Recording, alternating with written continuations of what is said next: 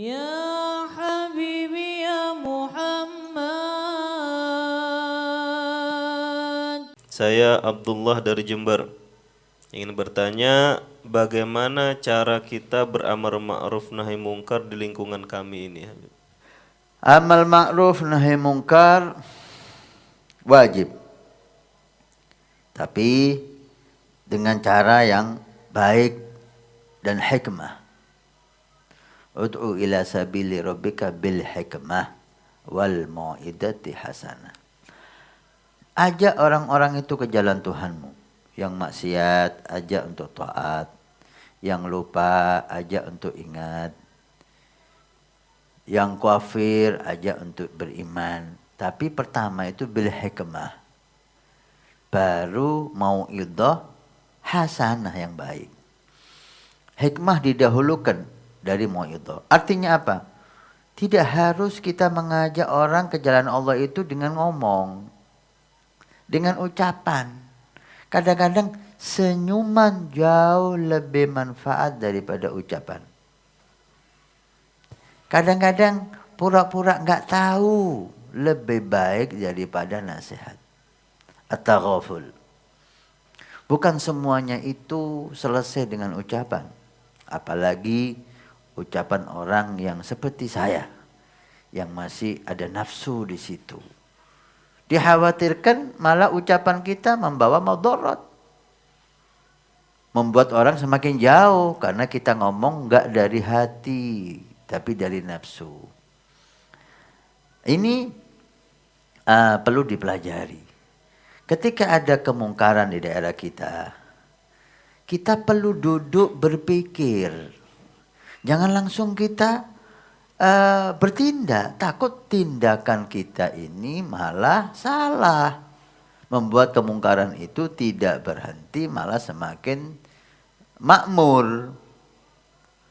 Nah, karena itu ketika ada kemungkaran, kita panggil teman kita yang agil. Kita ajak musyawarah, gimana caranya nahi mungkar dengan mungkar ini. Gimana caranya amal ma'ruf dengan mungkar ini. Duduk dulu, musyawarah dulu, berpikir. Kemudian baru kita melakukan tindakan yang bermanfaat. Apa itu? Kita pura-pura enggak tahu. Dengan kita dekati ke belakangnya, atau kita dengan melihat mereka dengan senyuman supaya mereka tertarik kepada kita dan kita ajak untuk di jalan Allah, atau perlu kita nasihati dengan nasihat yang lembut dan indah. Itu tahapan-tahapan perlu dipelajari. Contoh yang sangat indah. Ketika Sayyidina Hasan dan Sayyidina Husain, waktu itu beliau masih kecil, melihat seorang bapak tua yang salah dalam berwudu. Hasan Husain melihat, ini wudunya orang ini salah. Dan dia udah tua. Gimana sholatnya? Kasihan gak diterima sholat wudu yang semacam ini. Wudu salah fatal. Bukan salah dalam hal sunnah. Salah fatal. Apakah Hasan Husain langsung menegur? Pak, wudu Anda salah. Sholat Anda batal. Enggak. Hasan Husain dengan melaksanakan ajaran Nabi bil hikmah. Beliau duduk musyawarah. Ya Husain, ini wudunya orang ini salah. Iya Hasan. Gimana caranya supaya wudunya orang ini benar? Kalau kita datangi dan kita nasihati wahai Husain, dan kita masih kecil, dia sudah tua, dia pasti tidak menerima nasihat anak kecil. Apa dibiarkan? Enggak. Maka gini aja. Gimana kita pura-pura bertengkar tentang wudhu siapa yang paling baik. Sampai di depan bapak itu, pastilah orang tua ketika melihat anak kecil bertengkar, dia akan menegur. Udah, gak usah bertengkar. Tentang apa sih? Ya, biasanya seperti itu orang tua. Maka kita katakan, ini wudhu saya, wudhu ini katanya lebih baik dari wudhu saya. Padahal wudhu saya yang lebih baik. Kemudian kita jadikan dia hakim untuk menilai wudhu kita. Dengan kita posisikan dia hakim, dia akan senang orang tua. dijadikan hakim, mengadili dua anak yang bertengkar ini.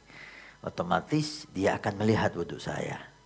Dan dia akan melihat wudhu kamu dengan seksama.